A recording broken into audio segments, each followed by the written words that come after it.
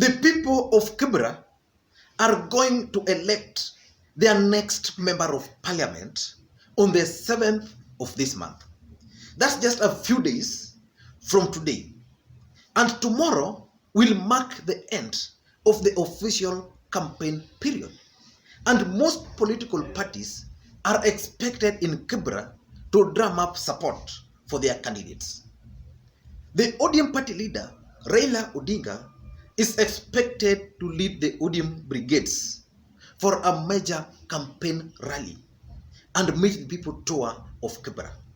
And they are terming it as Compa of Kibra. And William Samoei Ruto, who is the Jubilee deputy party leader, is also expected in Kibra tomorrow to lead the campaigns for Donald Mariga. And although his handlers are still wanted to remain a secret because of the way they want, I don't know why they want it to be kept a secret, but I've been reliably informed that the deputy president will also be in Kibra, the DC ground, tomorrow.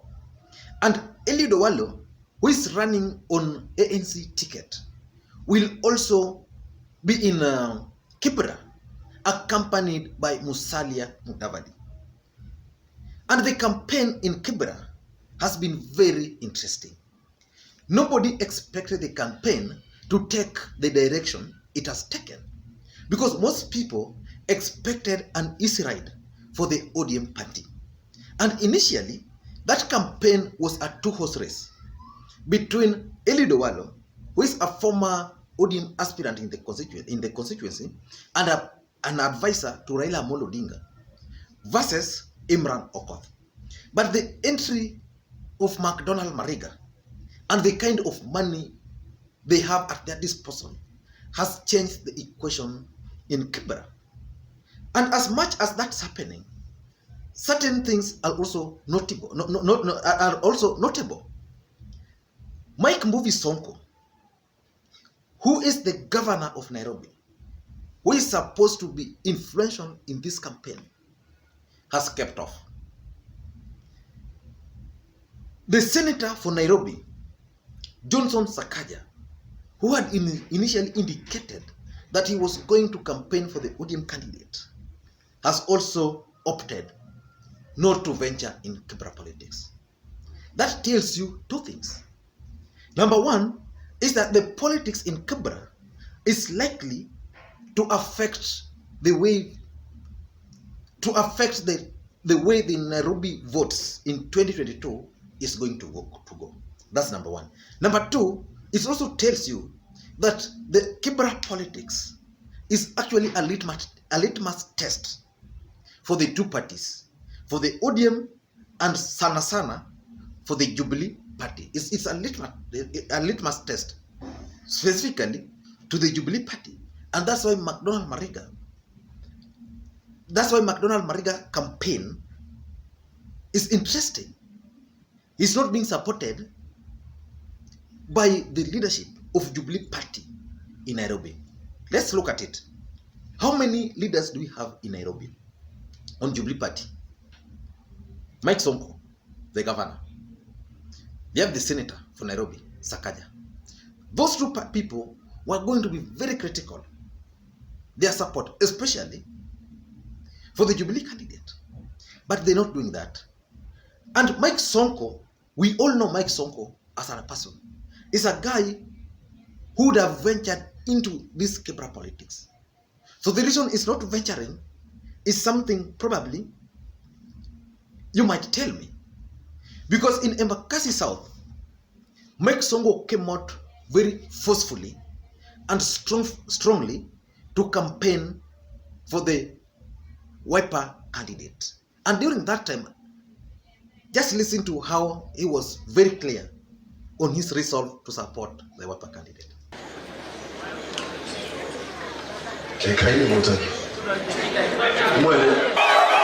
Hiyo kiti ilikuja nyumbani na nawahakikishia kama gavana wa Nairobi itarudi nyumbani. Kwa hivyo Mheshimiwa Mawaze, uko na support yetu Mimi kama gavana wa Nairobi niko nyuma yako na nitahakikisha tumekusaidia mahali unataka msaada. Tuhakikishe hiyo kiti yako vile umesema uko recess ya miezi 3 urudi kwa hiyo kiti yako. Kwa hivyo mimi kwa leo sitaongea mambo mingi. Nitakomea hapo. Naona Mheshimiwa Kalonzo amekuja kwa jukwaa ndio tuweze kumaliza pamoja vile tumeanza pamoja. Asanteni sana, Mwenyezi Mungu awabariki. Now, that's Mike Sonko. And why am I feeling that Mike Sonko entry into Kibra was going to affect the outcome?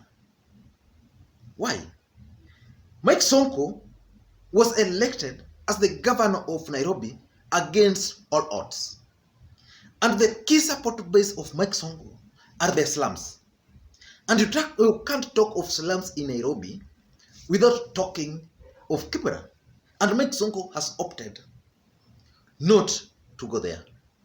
Why is he not venturing in Kibera? Number 2, Mike Sonko is a camper. And the reason Mike Sonko became the governor of Nairobi was because of the camper votes. That's why campers voted for Raila Odinga in Nairobi. And they again voted for Mike Sonko. And that's explained why Mike Sonko got more votes, I think even more than Raila, in Nairobi. He had the Kikuyu votes fully. He had most ODM supporters who are comfortable with him and who are not comfortable with the Kibera voting for him. And Mike Sonko had the Kamba block fully behind him.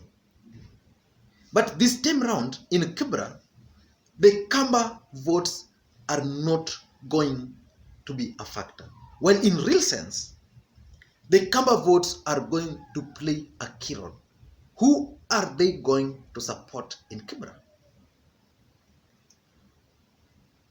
The Wiper leader, Honorable Kalonzo Musyoka, is supporting the Ford Kenya candidate. But will the Ford Kenya candidate get the Kamba votes? Personally, I'm not sure. Mike Sonko had the ability and the ability and the capacity to influence the Kamba votes in Kibera to either vote for McDonald Mariga or to vote for Imran Okoth. Why is he not venturing in Kibera? Because as a matter of fact, the campaigns in Kibera has been made to be a tribal affair by William Samoei Ruto. The moment William Samoei Ruto sponsored McDonald Mariga to contest, it was good. But he sponsored him to contest on the notion that the lawyers in Kibera were going to vote for him. And by doing that, he believed the Kikuyus in Kibera were also going to vote for Mariga. And if it's true that lawyers are the majority in Kibera, assuming Mariga just managed a half of them, plus the Kikuyu votes, then he would have had a good chance if, for example, Mike Sonko convinced the Kambas to vote for Mariga. And to understand why the tribal politics is now a factor in Kibera, look at even the way ODM is campaigning. ODM has clustered its campaigns. You normally see Hassan Joho, Junet Mohammed, and the team every Friday camping in Kibera to pray with them in a mosque. The idea there is to consolidate the Muslim votes for Imran Okoth. I've never seen William Ruto and Mariga campaigning in mosque in Kibera. And you know, if there's any voting bloc you can be assured of, is that of the Muslim. Because the Muslim in Kibera are now viewing Imran Okoth as one of their own. And that's why they go to church. And remember, the Nubian community also relate with Imran Okoth. And that's why the ODM campaign has been doing that. And again, the ODM campaign is also split into several, the leadership, especially the MPs, into several groups. There's a group which is specifically dealing with the Luyas. There's a group dealing with the Luos. And there's a group led by Commander dealing with the Kikuyus. And then there is a group led by Simbarati dealing with the Kisis. So the politics in Kibra has been made that tribal. Now let's go back to Eliud Owalo. Eliud Owalo had banked on the Luya votes in Kibra because he's running on the ANC ticket. And even the Luya sub-tribe are always divided. Most Luyas in Kibra comes from Bunyore here in Vihiga. And that's why the choice of ANC was switched for Eliud Owalo. McDonnell Mariga comes from Busia. Busia always vote with their brothers in the Luo. And Eliud Owalo also expected to get votes from the Luos because he's arguing that as things stand today, he is the only Luo running. Because Imran Okoth is a Nubi. The father was a Nubian, I think so. So that's how tribal the voting is going to be, or the campaign has been in Kibra, which is very unfortunate. So the question is, why is Mike Sonko avoiding the Kibra campaigns? In my view, 3 or 4 reasons. Number one is the Jubilee politics. Jubilee politics is divided in the middle. And as things stand today, there's the wing of William Samoei Ruto and the wing of President Uhuru Kenyatta. And President Uhuru Kenyatta has refused to give a signal on where these guys should campaign on. For example, if President Uhuru Kenyatta had issued instructions for these guys to campaign for the Jubilee candidate, I'm sure Mike Sonko would have been called by President himself. And Mike Sonko would be on the ground campaigning for the Jubilee candidate. So the president has not done that. Even Sakaja, if the president had placed a call on to Sakaja, today Sakaja would be on the ground in Kibra campaigning for the Jubilee candidate. But he's not doing that. So that Jubilee politics and the confusion therein is the reason Mike Sonko Mbuvi has not ventured in Kibra. Number 2 is the Ukambani factor. I think Mike Mbuvi Sonko doesn't really want to be seen as a tribal leader, because by venturing in Kibera, it would have meant that Sonko was going to be tasked with reaching out to the Kamba votes. But he's not doing that now. He's avoiding that, probably because Kalonzo Musyoka, who is the de facto leader of the Kamba, has already chosen a path and is now supporting the Ford Kenya candidate. So something tells me that the Ukambani factor is also a reason why Mike Mbuvi Sonko is keen on avoiding the campaigns in Kibra. Number 3 is the ODM support base. Kibra has been and remains the ODM stronghold in Nairobi. And Mike Sonko, having been an MP in Nairobi, a senator in Nairobi, and a governor in Nairobi, understand that Kibra belongs to Raila Odinga. And venturing in Kibra would be detrimental for his politics in future, because it could be construed to mean that he is opposing Raila Odinga in his backyard. And he knows so well, because Mike Sonko is someone who is streetwise. So he understands the dynamics, the local political dynamics in Kibra. And that's why he's avoiding it. The alternative would have been for him to support the ODM candidate. But if he supports the ODM candidate, and we all know Mike Sonko owes his election as the governor of Nairobi to William Samoei Ruto, where will that place him? So it's a complex issue for Mike Mbuvi Sonko. And I also think, lastly, that there's uncertain political future in this country. Most politicians don't know where the country is headed, politically speaking. Is it going to go through the ODM or Jubilee or ANC way? Or is there a new formation which is coming up? How is Raila Odinga and President Uhuru Kenyatta handshake going to be handled? And how is it going to affect the future of politics in this country? Because as a matter of fact, William Samoei Ruto is not a factor in Nairobi politics. He can't influence it. The politics in Nairobi can only be influenced by the person who is going to control the Kikuyu votes. In that case, I'm assuming President Uhuru Kenyatta. Unless William Ruto will succeed in taking that voting block from him. And the other person who can influence it is Raila Odinga. Or the other person could be Musalia Mudavadi. If Musalia Mudavadi will run and will command the Luhya votes behind him. William Ruto controls the Kalenjin votes. And the Kalenjins in Nairobi, their numbers are still not so high because of their nature. Kalenjins, from their background, from the background where they come from, they have enough food.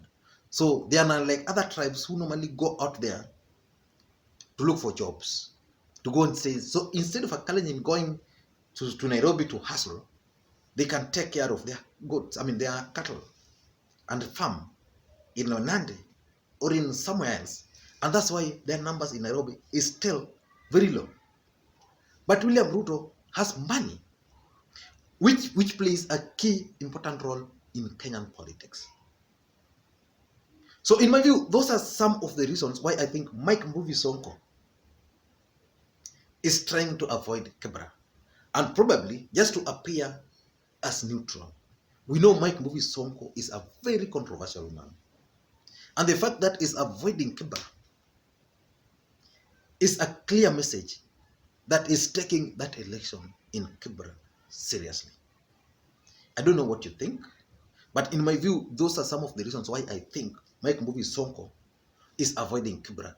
And Makwiny Sonko entry in Kibra would have really saved either of the political parties. If Mike Sonko was with the ODM, for example, it would have been a plus. Because as a governor, he controls the ward administrators. As a governor, he can go there and campaign as the governor of Nairobi. And again, Mike Sonko has money. He can pour it. He knows how to deal with the ground here. So if he had supported ODM candidate, it would have been a concluded deal. If he had supported a Jubilee candidate, then Mariga would today be walking, knowing so well that he has a reliable partner. I've seen with my naked eyes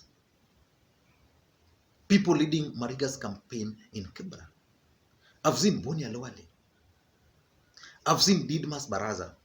These are people who are used to the village politics. I've seen Silvanus Osoro from Kisii going to Kibra to campaign. I've seen Ndindi Nyoro. It's very interesting. And those guys don't understand the politics in Kibra. The people who understand the politics in Nairobi are people like Jaguar, people like KJ.